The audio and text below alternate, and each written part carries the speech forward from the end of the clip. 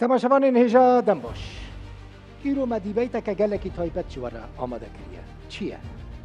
وگرا کوچ برانه. یانجی پروژه ترکیه جبو وگراندنا میلیونک کوچبرین سوری. او کوچبرین کوچ بو سوری ورن وگراندن بگمان و پرانی آوان لباجارن روجاوای کردستانی ورن بجی کرن. اگر او پاس کوچبر و پنابر جه ترکیه هاتنه وگراندن و لروجاوای کردستانی هاتنه بجی کرن بخوازی نخوازی گوهرتنه که گلکی جدی به دموگرافیا روجاوای کردستانی دا چیده. لکدری چیده. لعفرینی چیده. لگریسپی چیده. لسریکانی و لهنک دورین دنین روجاوای کردستانی. کرد مشکل پرس کرنه لدجی ویا کرد. چه کردین نه سیاسی چه جیین سیاسی. دبیجن ابتدا آواهی قبول نکن که کوچبر ترکیه ورن وگراندن و لروجاوای کردستانی ورن بجی کرن. چما جبر کو پرانی آوان یعنی همه کوچبرین کوی ورن وگراندن نکردن یعنی نه خلک افریقی نه خلک گریسپی نه خلک سریکانی نه خلک دورین دل گندوارن حلبنا ین شامنا ین دومانا ین ادلبنا لوان دران ناین بجی کرن لیویل روجاوای کردستانی ورن بجی کرن دیویت ما طایبت و ایرو سروی مجاربه میوان من هنا خلق البدرنا خلق كل برجي حاضر بنا خلق عفرينا ينجري سفينة ينسري قانينا كل باشوري كردستان بميلن پیشی میوان خواب بدن ناساندن ابو صابر محمود محمد اندام پولیت بیرویا پارتیا الوحده و عبدالکریم محمد اندام پولیت بیرویا پارتیا پدکسه پارتیا دموکرات کردستان سوری و نوری رشو دکتر نوری رشو کسایتیه که سیاسی و کسایتیه که ناسکریه هریما افرینه خیرات. ازش دکتر نوری دست پی بکم خلقی افرینه دکتر تشد بیجی یعنی اگر او کوچبر ورن وگراندن پرانی آوان ویل هریما افرینه ورن بجی کرن اگر هاتن بجی کرن چه تسری افرینه دکتر؟ تمام. سپاسی وادکم بخیر هاتن. و براستی اوا زور مسئله کی زور مزن و گرنگا هب مسئله مليون کی انسان بزفرين بناوي خو مناطق الآمنة ما يسمى المنطقة الآمنة بس منطقة تافيس نها هيرو تافي ساخن وقرن سوري دا أو منطقة يعني شام مناطق دين جي آمنة بس مناطق الكردية نا آمنة. شو معنى آمنة دكتور؟ آره. أف عصابات هنا أنا منطقة سرسينور أم بيجن أو مناطق بالأخص برس سر عفرينية. سر عفرين. بله. عصابات مجموعاتنا مافياتنا موجهنا قبل كان تنظيمات سياسية. وإيه إداري وانا دكي سروكاتي وانا دكي تركيا. بدست تركيا بتشتاقي إدارة كده. العفرين حتى انها بشكل عام بروجا تركيا دستو بينجي كامبات شبكه دستو بينجي كام بريواج العفرين انا العفرين ناكا 19 كامب جاهز كرنا وخلكتينا هر كامبك بحدود يجي 200 مال حتى 400 500 مالا او كامبانا تشت بيويستا بو وي خلقني كي ورن وري جي جوارا جاهز دكن جي تشتي جاهز دكن جو كان بن اونا استقرار بكن او منطقنا كينا ين كدوان كامبان دا بجيد بن دكتور بله نها فانيش تركي كي ورن ام بزين يكش تركي مليون كبينه استصورناكم وقت معلومات جهنا كس ناخذن ورن عربا وك بوارا صحوة شيبو إنه ترك بواد كنن ترك دخازن كرد وعربا بردن هفدا ترك از معلومة كبيجن بري سيروش تشيل مع العرب جناحية رجو شون عفرين دركتن لأنه الشر دس بيبكى نوفي فصائل دا فصائل بأمنا خازن هنا كان أطرافنا هنا أمنا خازن أم دخازن بفتر المالا خا جي خواري خا شما تركي دخازن مال عفرين بله شما تركي دخازن مال لاف كردا بله ما كرد ام ناخذم شراب كردارا بكن يعني نها بحسين قصير برنها آها. نها افتشتا بر عربه را چيبويا زانن ترك افنا كرن وقت دست كيره ودجي كردا فاف كسي كي هونج تركيا الاتحاد الاوروبي قلت هر كس كي بيفتلس منطقه امنه بما يسمى منطقه امنه 3000 يورو بواده 3000 يورو Türkiye'de de var. اوروبا ekip Türkiye'de. Jibuvan kasa. Bu av kasına 3000 euro av kasına bebin var mala خود تأمين بكن. ل بس كسي زانا كسي سياسي دبي امنارن فكي ekibinen هوجي بزوري بينن او كسي بي كسم بيجن. بي خدان بي مال بي ارض بي وار وكسنا محاولة دكن تركيا بينه وبزوري بينه. كسي دخازي وره نهان تنايا. دكتور تتشكوت بالامك شان معقولة يعني وگراندن وان به سبب شرکی دناور کرد و عربان ده لوان نافچهان نه ترکیه دخوازه شرع عرب و کرده دست بی بکن اما ایدو دیه مرحله دو دیه شرع عرب و ترکمان دست بی بکن اساسیه عرب و کرده زور درخینه بس ترکمانه بیله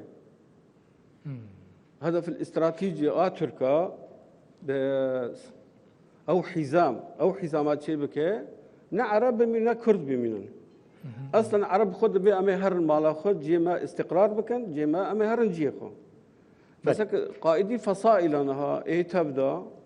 اصلا وانا جي تركمانا وقد بن كنترول الميتي تركا دانا او نوا اداره ديكن كاك عبد الكريم هن وك آلية السياسي شوال في بروجي دنير سپاس بۆ ڕۆدا خێرهاتنا میێوانێتە صافي ئیرۆ ڕۆژێکی دیرۆکیە بەریێز وەرم دێم ژارێ 26 گولانیە سەد ڕەحمەد شەهیدێک کورد و کوردستانی بێ سەروەری بەرزانی نەمر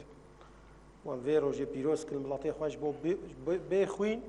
وڵات ئاوا نابێت حقیقەت شۆڕەشا گولانێ ئەم گەهاندە vê قوناغا مەسەلا کۆچبەرە و تشتاک و میێوانێتە کەرەم کردی برادرێمە دەکتۆر مسألة سياسية بامتياز يعني مخابن كوچبر حالة إنسانية الدنيا تفكرنا حالة سياسية شقرا جدا كردستان عراقي سلوك مسعود فيجي تني الكردستان والله ملاطي من أهلي من براي من مهواني من قدر قيمتك دا كوچبري ما بس خلكي ما يلتركابي والفادري دي الشهبة هم هربوا هذا ليستن حالة إنسانية كرنا حالة سياسي بمصيري واليستن يعني قال لك مسألة فيدي دهنا مسألة انتخابات تركا عملية ميزين إنه دعاية انتخابية قال لك جارة زرتها لو كرنا برنسري وقال لك جارة زرطات كيش بو مسألة انتخابي منافسة بين أردوغان ومعارضة أما ممكن يعني بروباغندا كانتخابي ينجبوها البجارتنا ما ينجي بروجيه كجدية تركيا بلي عملية ميزين الوقت حالة سياسية طبعا ما ببورنا كاك عبد الكريم يعني خلكي تركي جي ادي سوريان ناخوسن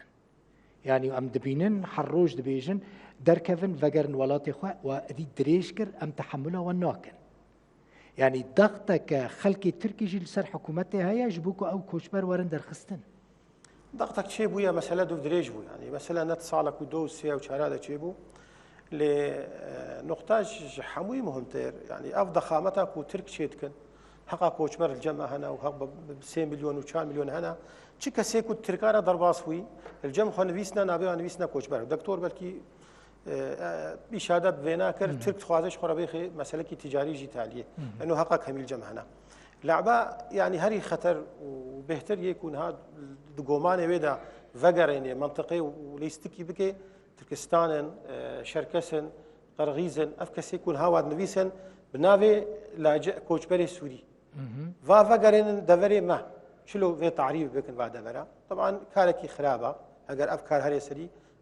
مطلوبش حركه كردي تبدا حركه سياسي بيجدا ام كرد بيك الوستي البيشابي مشروعي بسكن شنابه الجور برياري ناف دولتي جي شنابه بينابكي يعني دو بينجي وشار يعني العوده الامنه الناس كده يعني تشاوي كيف فقرني كوچبركي سلسله كوچبركي دي افناي قبول كده نلجم امم متحده نلجم تحالف دولي حتى وقف ساعته هاد بيجم مشروعك وينشي سري وناي قبول كي كاك ابو صابر كاك محمود هون بشكن ج مسده مجلس سوريا ديمقراطيك يعني هون روجافاي كرسانه بريفا دبن بيوانديان ووك مسده الجلك ولاطان هنا دفي وريدا وتشتكريش بوكو اف بروجانا تشسري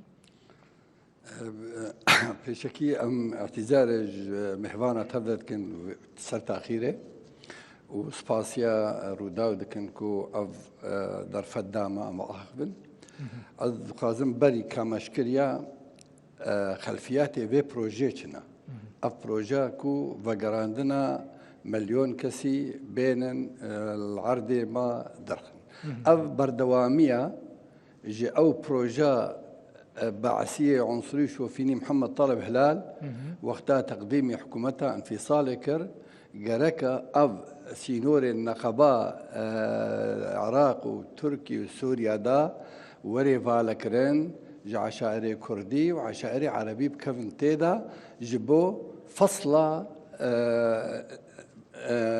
نقبة كبيخ نقبة بشي كردستاني دا أبانا هنيجي براسي تقاطع كيف حذكرنا رجيم جي هيا رجيم جبر حتى أنا هذا بيجي تشتك بناذي كردستان سوريا تنا كسن هنا بازداين الفرن وقتا أو سينوري بري ده حتى بازدها بو بروجا محمد طالب هلال أبنها تقاضي سه ليزي دجي بك أو بكفينا بدا صبا روجك نظام ديمقراطي ورن لسر بسكنن ويميزن كو فعلي إنه أفانا فعلا بركي بازداي بن تشتكل يجبرك بو تاريخ أو كسي قوين شخوردن بيستو تاريخ ما هتيا تشويه كرن براستي فقرا كوش برا وقتات فقرين بشتي شر تشيدبن قركا زمين آماده ببن امن و اسایش لوی حریما کوته د شرچه بو جبر خلکه ویش بر کوچبر بونا وگرند به چاره سلیک اشتیانه ته د چه بو به لانها او حرمن کو دخوازه گوهارتنک ديموغرافي جره چيب کې او بهتر تتریک و تعریبا يعني دخوازن ديموغرافيا كردي بغيرن ديروكا كردي ودي تفضل وقتها تركيا ضرباس بو تشتهدي كر هات معالمه وشوينواري كردا خراكن يكمين كس تشت خراكن بيكله كواي حداد بو مزار شوينوار تبدا خراكن تشتا اشاره كيكو كرد العافين هنا تبدا خراكن وشوينواري بعد زينو برن حد ايدو دهبيرك بو دهبيرك بو ندورا لسريكانيه دو عشير يكش حما يكش دير الزوري هفدو كشتن والروجانا شر النقبه هذا شي بسرد زيا وسربانا اذا تزمين نينكو فقرين الا بروجيك عنصريه ترك تخازن موضوع مسدك امتيدنا قناعتي من لقاءاتي دبن ودخوازن انه افقهاتنا ديموغرافي بالسكنه افضل متعداريه لسر ملتي موري سكنان دن جبر وقت جينوسايدكي در حقي ملتي كردتي مشاندن ومخابن وصوراني بين مداخوا اب تشتين هذا بين بيش رايك اشتياج جهاني خو كرنا خو كور كرنا خلال كرنا كانه اب كوكبك ديتشد به سياده ولاتك تي انتهاك كرن سيج دولة جران تورنسر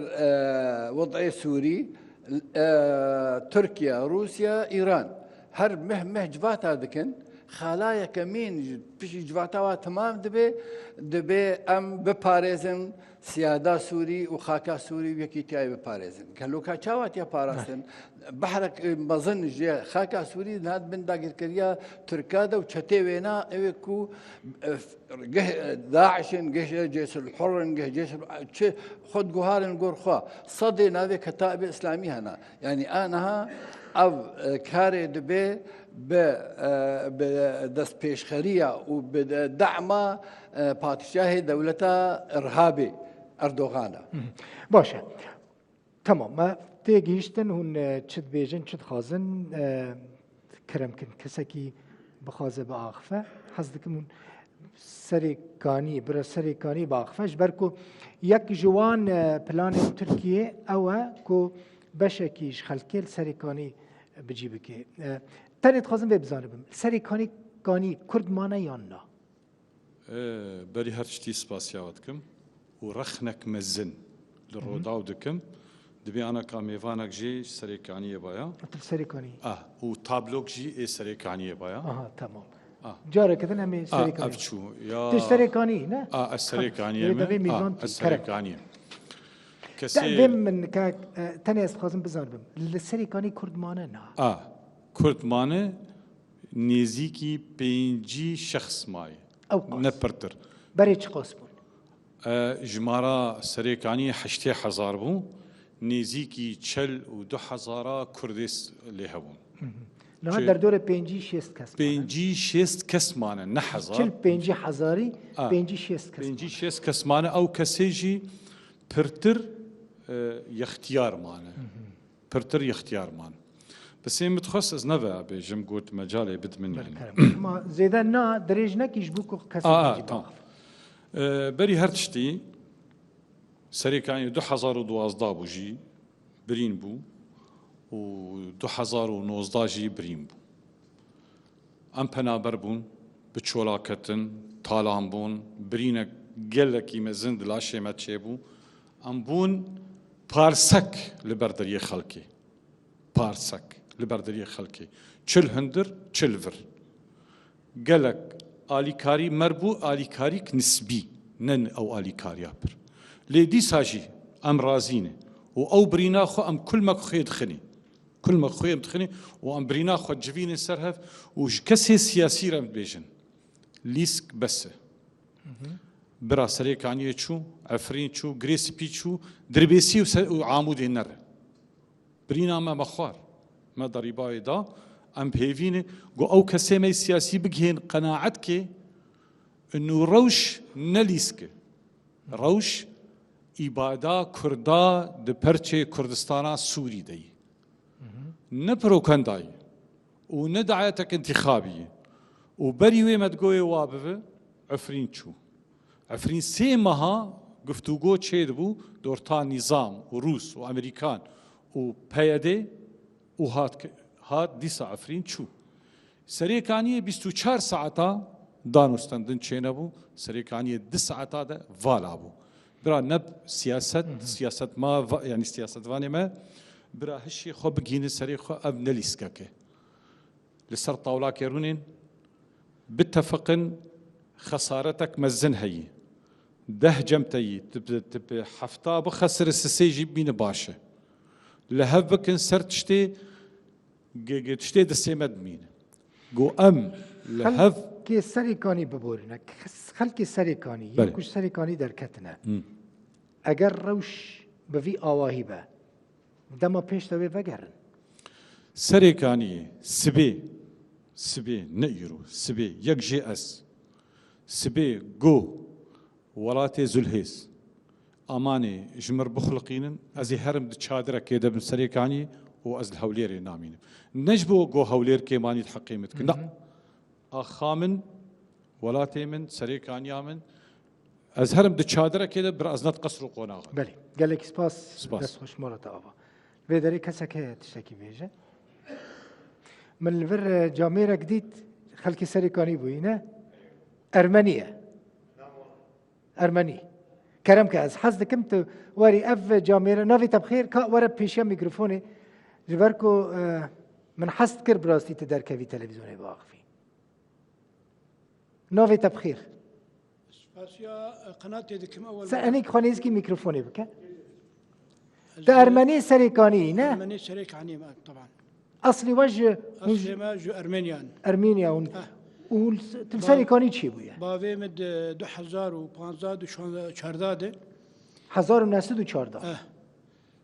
پنابر بو يعني مانا تل چت کی تیده این حال سريكاني مالا ما يك ديري تيدي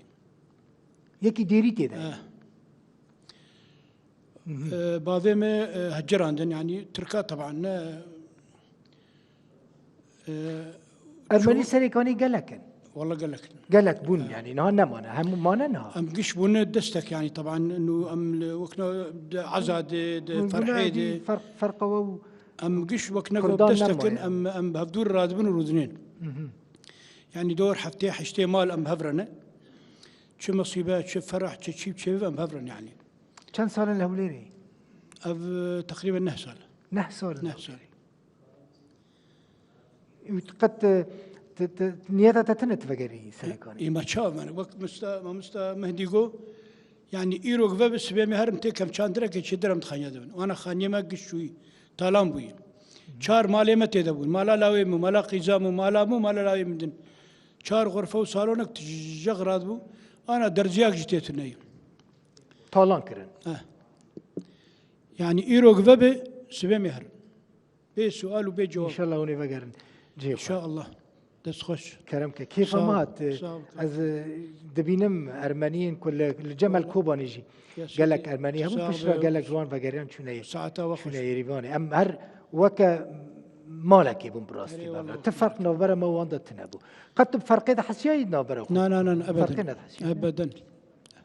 ساعتها وخش كرمك سر شويم كسك جاه كده هي العفريني كده كرمك هناك عجله بكنش بوكو زماني ما زيدنا تشا تاني استخازم في بزانبم يعني هوني فقرن يعني جبوكو عرب جبو عرب اشتركي نين دمالي ودا نين بجي كرن هون حاضرن فقرنا جيه إيفا باش به سپاسیت مفنه تجی دست پیک از نج عفرین ماش خلق خوانه ما سر شو بس پرسیار کم هبو چما اهتمامك دولتي دولي بقالي شرقي فرات هيا شبر بتلوريا شما اهتمام بعفرين ثانية اهتمام جرينجي نادن عفني جبركو عفني بترول تنا كرم كسر شو بريجي اسباسيا ودكم شو وسباسيا روداو دكم قاف درفات دامه از خلقي عفريني وش جندريسي بتايبات يعني ايشاكي عفريني ديتيا حريك جمع مأساتك تيرو درواس بيه چليدانا چزيندانا چ شنوار وهنيا زمان يعني ام يفينا بس كرد لهف بكن يك ريزي كردات ضرورية دجمن كونا لهف بكن ام خير نكن بلا ام خوش زانبن ترك ياك دولات جبحراس بي حتى قوقاز دولته دولتي جديد حلف الناتو ده كقوة عسكرية أم يك أضعف حلقة الشرق الأوسط دوت في شريدنا هي فيما كرد لهفك يك ريزية كردا ضرورية على الأقل دفي وضعينها دماك تي خبطان شاركي بكن ديسا ترك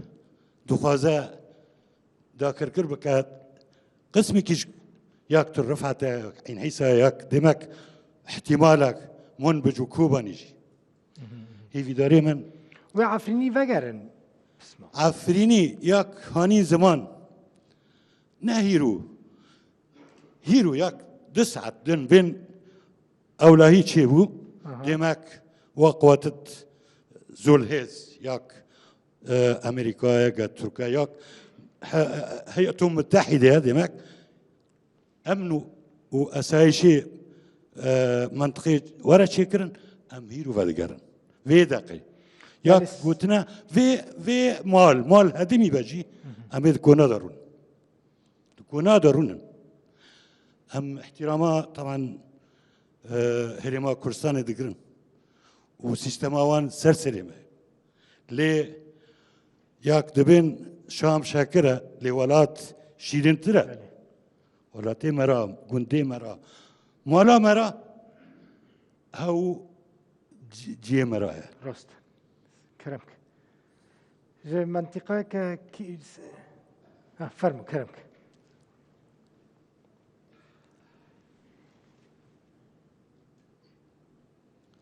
إيفاروا بخير دقيقة كم دقيقة مرهنة اسبردريج دقائق اي تمام باش بروسي تشتاز بيجم مسألة تركيا ناتشيروك بروباغندا وتشيروك وجبو ريق هوندني دارم مسألة جدية وبيك هوتي حيونها العفريني وبلكي بولا خدي مثلا العفريني دامو فترة دوية تركيا أشكرا كري هريمة إكيب جبك تدا عفرين بنوف ناكر لأن شنكي أوريدي عفرين بيك هوتي بروجيبي البيك هوتي حفصة حزار خلكي تركمان وعرب تدا هوتي هواياك إديتر سه باجار لروجوای کردستان هاتن داگر کرن بزوره گهارتن دیموغرافی تدا چیه دبی مخابن هوشمندی الگل ملت نورمال ملت کی کرد عادی هیا هین الجمع تفکری سیاسی کردی تنای هاو هوشمندی تنای یعنی نگیشتی و آسته ناس بکه چروک کدا داره مثلا نه چروک مثلا پروپاگاندا او پروژه سیاسیه چروک لوی مستر کرد دین کرن ما ديروك نادي بس مخبن تشتينه برجوفي ما عم دبينن يعني عجب اف سياسه مدار كرد يعني جدي ناقرن يعني مثلا ببوريني يعني مثلا لهم برخو ابنشا العيني كده نرنس بين نابجنشا ديالوك واج بخارا شيء يعني مثلا يجبوني نقاش هيادي والنظام باكاكي والنظام انا كاس يعني اف دبي مجار لفي جرم ترى لفي ماستر برتشت انا مارو ديدني هيلكي هافيا اي ديديه نو جهاجر راست نست تفکری کردی ارد بیم گهگر تفکری کردی راست دخوازه پروژه کردی دا پیشنیارن آنها پیشنیارن الجامعه هنا از کلام بکن ببیسن و پروژه نه پیشنیار ممکنن براحتی بکن گهگر نیت هایسه نه پرکس عفرینه او سری کنی او گریس بی کردن الوی داره هنا بری دم داگر کرنی باشه الوی داره هنا الهرم کردستانی هنا او عین ترکیه هنا انا کسان بیجن بشك جو ائتلافه معارضة بشك يعني دوستي هافن هفكاري هافن شريكي هافن باش تمام جهاجر ام بيجن ملي روجا خلق روجا تي ناسكرن جريداي بيادي ريفابريا خسر و چروك المهم امنو كافن مسألة تمام خلقي لتركي كردن مع عفريني او سريكوني او جريسبي ايجل تركي او ايجل فيداري جهاجر پروژه که چه بکنسه که اگر امکانه بن عفرینی کی وگرن عفرینی سری کنی یکی بشینن سری کنی وگرن به امنت از بیشتر مسافرتن هری مزنه کلاکی و یعنی افتشتن مجارن زراوینت کلاکی رام کنن کار بکن جدایی و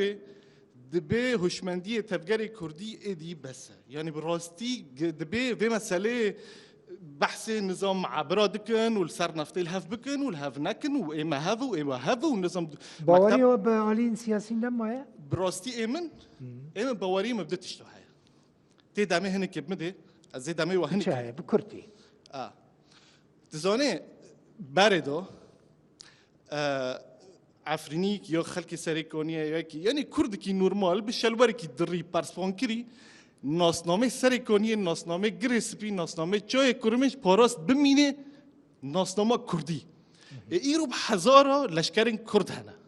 شرفان کرد هنه هزی کرده های آبوری های اقتصاد های سیاست های فلان سه هرم کردستانی کذبی کردستانی افنا گوتنه گجبوره کندنه از دکم لپیچ عوی مدشاوتن دارن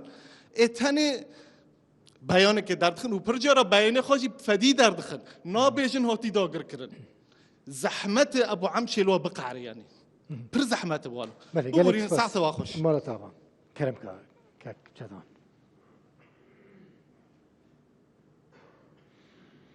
سپاس ساعة واخش جبو في برنامج اما دبجم مسألة سياسية وقال لك يج كردا مسطرة اشتاقات كردي وتجهشتنا كردي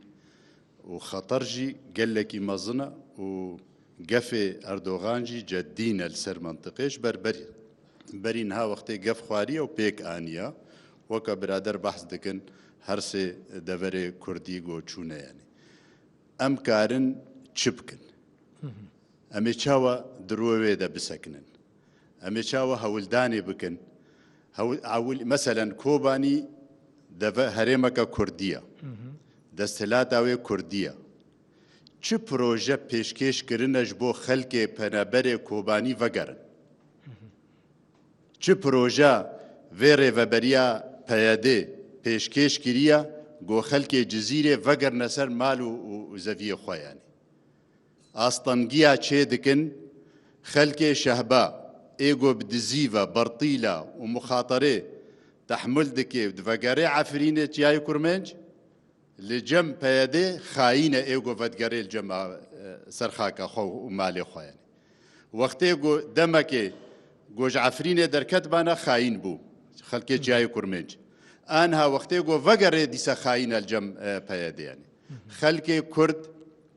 بونا اسیر دست سیاست منظومه پککیده دەڤەرێ آلی کوردی دنجی کاک جدان. دبن آلی- وێ مخاطرێدا آلی دن پروژه اوی چیه؟ ئەرێ تەمام آلی دن. یعنی نها جبو مسئله کورد وەختێ گۆ ئەم دەڤەرێ کوردی دە تەڤگەرا سیاسی هەولدانێ دکێ گۆ لەڤهاتنەکێ چێ بکێ گاڤاتا vêjin ber hevdû de ew wek dest hilat hemû tiştî dirawestêne û didê ber hevdû bazirganî انه هەگەر hinek werin bibne şirîkê me hevbeşê me hevdû vê dirê veberiya henê و camêrin di mesedê de ne mesela hinek partiyê bira di mesedê de kar dikin di aliyê siyasî de tevan wezîrek heye wezîrê zîraaya hevalê mamosta Ebu Sabira çi desthilat destî wî de heye ne meqûle ev halê felahê Kurd bê û êgo ziraatê de tişoxilin تدبینێ گۆ چ بسەرێ واتکن و چ بەرهەمێوە بە چ ڕەنگی وا دەستێنن و چ حەقی ددنەوانە و چ حەقی نادنەوانە لەشکریان نەجار ئاستەنگیە سیاسی دۆرپێچکردنە دەڤەرێ ئەڤ حەممە دبنە ئاستەنگی و سەهلای ئیرۆ خۆپێشاندانەک کۆبانی چێبوویە ئیرۆ دەست پێکردە و سبەژی و گەرەکە هەبێ دەبێژن ئەمێ درۆژا چێکن سلۆگانێ گۆهلدانە دروشمێ گۆهلدانە ببینن ئەڤ ئێ مقاومە و بەرخۆدانێ نەهێلن ئەردۆغان کاغەتاش دەستی بکشێنن ڤەگەرێ ئانژی ئاری دکن گۆ ڤەگەرێ وەرێ داگیر بکێ و دەڤەرێمە ببیانی ئەڤ سیاست ئەڤ هێشمەندیە هەنێ ئەم گەهاندنە vê قوناغێ ئەم نها بنە تا ئجارە تەعامل دکن وەختەی ئەم بنە تا ئجارە تەعامل دکن نەهشتیە گۆ ئەم سیاسەتێدا بشۆڵن ناهێلن دۆرپێچکردنەوە خە نەقاندنە گونهێ سەدی سەد di sukra peyedê de bes ne meعناوê divê em rawestin em ser asta dewlî tenê dikarin ji ber heger gulopê kesk ji aliyê Rusya û Amerîkana û Îtihad Ewropî re newê ji Tirkara bostekê derbasî erdê Sûrî nabe yek tiştek nake vê xeterê de îzen divê karê me li aliyê siyasî bê li nav dewletî bê got em karibin çawa خطر و مطرسی و زحمتیه گو پیورده پیشا ملت ما هگر جیش ترکی درباس بو آنجی اف خلق ما وگراندن بزوره و آنیل دور کردی آنج غیر کردی جی بجی بکلوه داری گلک سپاس دکتور چی بیجی دکتور پرسنی زور گرنگنا استراتیجینا اما کرد هیرو ام لانی دفکرن پیدا ولو کریا پیکا ولو کریا فلانی کچکا فلانی برنا عسکری فلانی برنا اما سر قضیاکی استراتیجی نتوی خاکت تدمیر دبا ام دکن بازار و تشتنا به تجارت سیاست مدار ما کردا از چاوی واماش دکم از بان وادکن بس تجارت بملت خوب کن اف برادرنا گینا های گوتن چی گوتن وجه نظری چی بو اما وجه نظری ملت کردا بس به تجارت دکن ام سیاستی ناب نتوی بکن سیاستی ناب نتوی به هزی را هزی که ای در جمعی که چه هزی انا کسی هیا که چه هزی احزاب سیاسی کردی رجعه هیا ام منطقی بفکرن ام سیاسی بفکرن که چی کانیتی ما هیا بی پروژنه بی پروژانا براستی یعنی براستی بی پروژانا ایمان اسرائیل خود بجو ما احترام جوارا تنه بسیاست روزانه را مجول دبن یعنی اوقات استراتژی نتایج نه استراتژی تنه جدعان قلت نتائج سياسة أحزاب كردي سوريا دبنا بهفكتنا تديد ولات كده نتاو كده وقتي كارثات شيء دبن أزمات شيء دبن جيتين سرهف هيرو سدو بينج حزب اللي قامش لشيبونا هذا شيء معنى الثقة نزان برادر قلت فعلا يعني مرة ما تحمل ذلك ياك هذا نقطة كم إيدو تركيز كل سر عفرينه ملت ما عفريني لبري كيمن ملت ما بر لبنانية ايه عفريني لتركيا لحلبية لشهباء لترفعته أنبان وادكن هيرو بريس به لأن دم هيدن وضعهين خرابتر ببا هيرو تكانه بپرا هره هيرو تكانه برشوه هره هيرو تكانه بإهانه هره هيرو هرن بري سوادا يك ام نسكنن كي شهادي حسني سلوك مده از خائنم اللي بيناموسم انساني خائن كده هره خائنه و بيناموس كده هره بيناموسه سر عرض خو ناموس خود پارزینه بن کنادا نکا ناموس بپارزینه وقتی ناموس بزا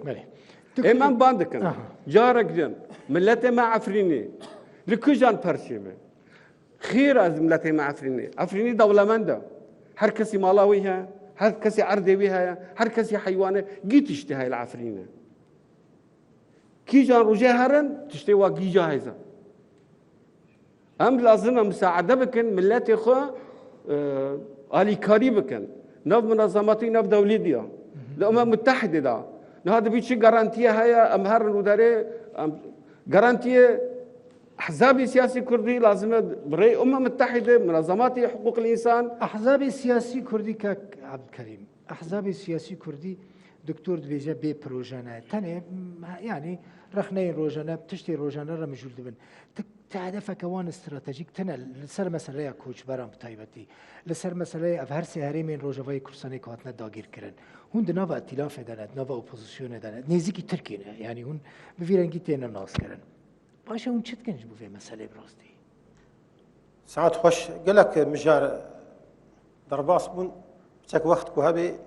جوم حقيقة بالنيدا يعني مسألة ائتلافي مسألة عفريني سريكانية جريسبي يعني اي شيء حموها يكن يعني بارشانج كردستان سوري نقطة أولي من رئيس قرتنج دكتورة هي أنه أحزاب ما سياسي بي بروجنا يعني أفجه مخابنية يرو حتى وكايرو أم نزانبن يعني أحزاب ما بارتي ما بروجي وهي أنينا هنا حزبك وك حزبا ما بينجيو حفتي بامشي بنا بقدي بروجكينا لما تشي دسخ خستيا نخستيا أو دميني سر ظروف الدوراما قوة السرما دجمني الدوراما هزل دوراما امني هر چهار پارچه داگیرکی کردستانش بخاطره اما پارتی دموکراتی کردستان سوریا انجمن خودی پروژه کی نتوینا ام خودی هزا کنش شلون ام بهز واشد مسألة كوچ براندا و از كلمات بس كاك دوخين كاك عبد الكريم از مسألة كوچ براندا يعني تت گرمبونك و نابينم براستي يعني از وسا بي ناحسم كون دوی مسألة دا گرگ جدي اكتيف كار بكن نزانم يعني از نابينم ايشو ازاري كوچ برا هر محفلكي هر جهه كي مغانديا بالغا وثيقه مغاندا جهه مطلوب الامم المتحده عربي امريكا بي بريطانيا بي فرنسا بي حمو هاي برد السيوانا مع شر مشاركي سياسيه امكارن برافانيه بكن في زام الفريد درباسنا بي فتوي حسابك هي زكمنا بيش برجل بدايه او تشتكوا برادرها كرم كري يكيتيا كردا يكيتيا كردا ام ندجي وينا وك بارتي وك انجمن ما هردم دسي خدريش كي وبده جرا خبر وقوتن هاتنما اما اف دستي وبشكي حتى كان دريج بي دستي مجبو برجوندي ملاطي مدريجا نجبو والله قلسبوني الوزيه ما دستي خدريش كي كو بيشمرغي مدرباس من مل بمل شرفاني كردان الويدكو يكيتيك شوي بس مقابل شقامي دقا باشن قواسي البرناين يعني او اجراءات الثروه عرضيه ام تخافاش كلن او بروجي البيشياما او خونا البيشياما تي بوشكرين يعني نعم دكن يعني ما هردم قواستيا ما يريشي كسكي نكي الكردستان السوري ما مكتب خرا نكرنا ما مالي خلكي خرا نكرنا ما زاروك نبرنا هردم بروجكي اشتيانايا وام دباكن براتيا كردا ويكريزيا مالا كردا ما جوي مصر 2018 امريكا رونشتن بوثائق هرتش بداني بردستي امريكا مساله عفرينه مجوا خواستيا عفرين نبي كركوكا دويش كردارا واليام وزهره حمو حاضر بون و2019 هيجي واشتري بيجن بيستي شقام رونشنا مثلا سريكانيه به جريس بي بي عفين به ام كان تشي كوتي بردستي لجان ما يجدر بن علاقاتها به خلكي ما الدستوريه ده به خلكي ما لجنه علاقات خارجيه به كاري كجما هتي خصن ما تقصير نكيه موضوع ائتلاف يعني ادبين برادري مال فيدي ائتلاف كانه ما قفروت يتركها ابجه مخابنيه ياتي الفربي يعني والله از طرفي سي من ديتي الدنيا هذا دو طرف هنت حوار هذا معارضه هي ورجيم هي هجر طرفي سي هبانا كسنا بشتاما قرتبانا حقيقتكم بشتاما قرتبانا ام منصك حالي خبانا والله اد بيجم يك ساعه تيجي ام تندري برنامج يك ساعه تيجي مدري بس کەسێکی دەستی هەڵ پێشنامە نەدایە ڕۆژە ئەمژی تیلافێ دەکەن وێ ڕۆژێ ئەمێنە دەستوریە دەبن وێ ڕۆژێ نامێل دان و گفتوگۆیە بن ئەمێ مێل مالاخوا دەستێکی دەین سەردەست شتێکش بەنای باشە ئەم کارێکی سیاسی بکەش وڵاتی خۆرا هەر مەحفلێکی بم والله ئەزانم يعني فان مرتزق كتا أبيكو بتركارا عارفين خراكرنا وسريكانية خراكرنا جماعة ائتلافنا بلي يعني جماعة ائتلاف بلي يبغى فقري داينا وبشك نبغى فقري داينا أزانم يعني زيتون تيقو صاندين يعني تبيتش دزي تالاني جوهرتنا منطقة هفدا باشا أم في دين برفينا أميرو يعني شيورمندي هركسكي هنا وك أنجمن به وك بارتي به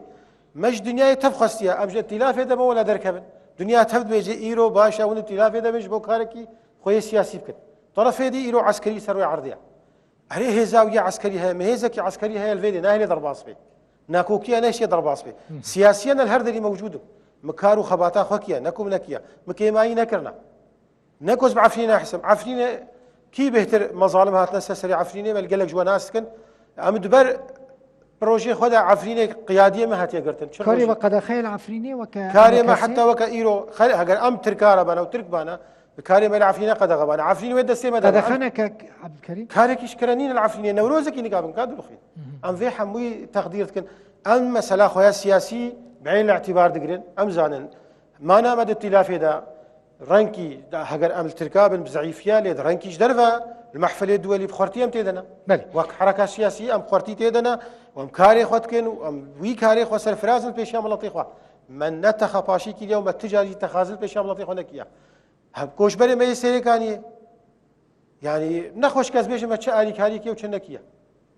دهندري ولا دا نلفيدري وخلكي ما الفيدري نهاتنا ولا بارسيت بيشي مغو كسي الفيدري ميفاني سروك مسعود ونهاتنا حشا خو بيسكن يا بزلين سري وبلند بكارو خباتا وكوش بري ملكي دبي عفريني بي الديركي بي الجريس بي بي الدربيسيه بي هر كسكي ميل فيدي سرفرازي كاريتا خباتا تا نضالاتا لما الجمع مخابني عوده ليفقرد مجيه محموده بي باشا عفرين خيو امنكا فقرن سري كاني امنكا فقرن جريس بي امنكا فقرن كوش بري ميل قركي لقي وديركي وخامش لو شقال فيدينا ولا ناكوكي هنا ما بصدا كوادري ويد هندوري قام شو دكاري خدكن يعني لو مال سر وجهي هنا يكي بدكا والله خيو بلا جرانتورك هبه ضامنك امريكي هبه وعدك وكسدينك وا ابو صابر يكو ما امكتنا حبسيدا وما ليدان خواريا وما خبر خواريا اشترافيدي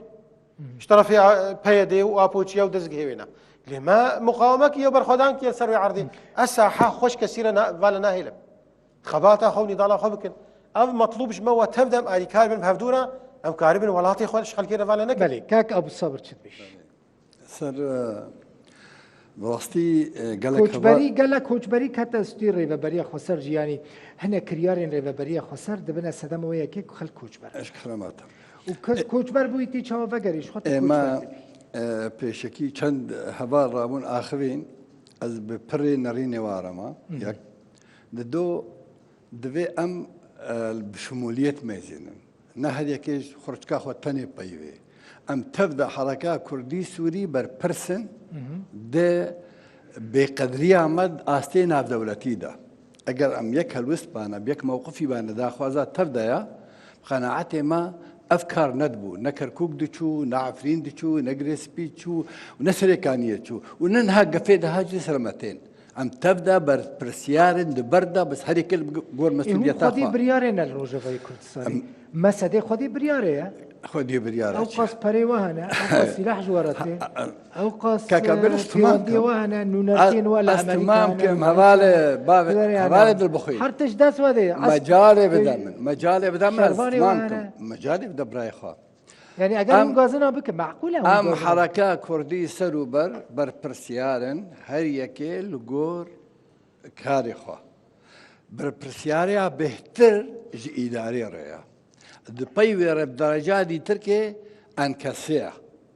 درجات دوي اتحملها مسؤوليتك بايور نقام اف بارتيش دربي هردو اطارنا ام تبدا تحملها في مسؤوليتك جرك بزوترين كاتو دم ام فانا كوكين بيزنطي ازوي ليد مثلا نتشتكي اساسيه سر برجوندي كساياتيه او فكر الشمولي وكسي قبول ناكن وهردو الي هردو آلي شمولينا هردو آلي شمولينا بيدا وزائد بيدا كسي وبيدا أبانا تبدا شمولية كسي قبول ناكن أف حالتها بارتيا تشيبو دو بارتي بربرسنت بردا بيدا زائد بيدا كسي هل كده استيقظ بيشتغل كده وكلنا حزبه آنين أف حالتها هالو تبي وزن دبيت ناف أستي كردستاني دجي وناف أستي ناف دولتي دجي ودمي فانا كوكين نافا وضع وكبارتين سياسي نكارن برسكريكن خلكي چهار سر بكن نكارن خلكي وگرينن ونكارن ريل بر كوچبريش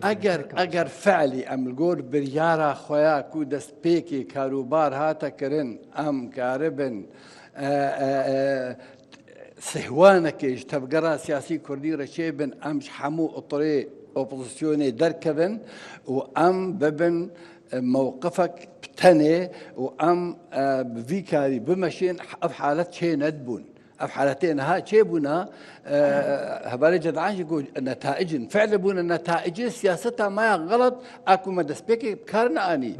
دسبيكي بشار الاسد دجاره شان يبقى حركات كردي الطيران المطار ما نشون اگر هنگي بشواوي وثيقه ورقرت بانا باش بو بتشانا باش بو جلكي باش بو يعني باش بو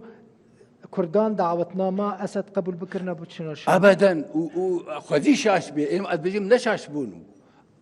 غلطيك قاتل بو شوبانا ويتشتك ورقت بانا هنگي دسبيكاش ورشيبو اتفاقاتيش دربي حركات كردي سوري تشينا بوبون اتفاقات امني معروفه ام تبدا زان امن ادبينم ام تبدا بربرسن بردا لي بارتيين كردي بتشوكو مازن حتى ايكو نهاچه ونا فتره كما جو بيشمرجين انتفاضه وام جنابين احزاب العزمه ايكو تشيبونا هل يكي بروجيك واهيا الا خدي بروجي بنا او بروجي زمانی مزید در بست نه؟ زمانی مزید در بست چند دقیقه ممانه؟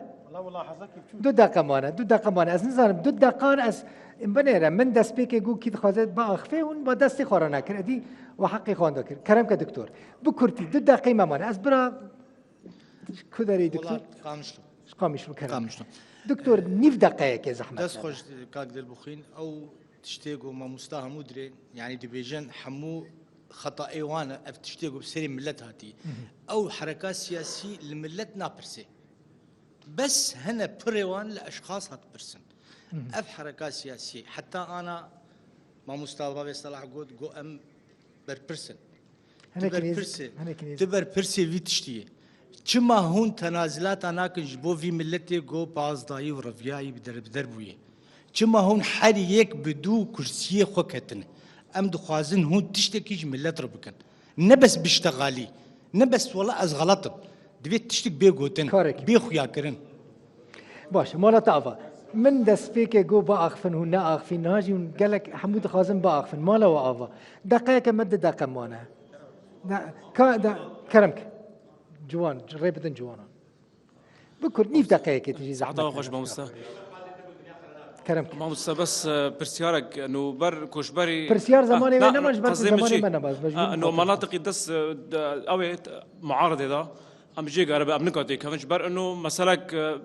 الماده دنو ام نقاطي كفن مثلا ام دم باجاري دسمه كردان ده چرا خال كيلو داد كفي جبر چه خور دارن جبر چه تشكتن بما انه ما مستوى خور كفن براسي ما كس ما مستبي بس ريفا كسك نكو باين دبينه نل باجاري دبينه اميرو بيجن سر مساله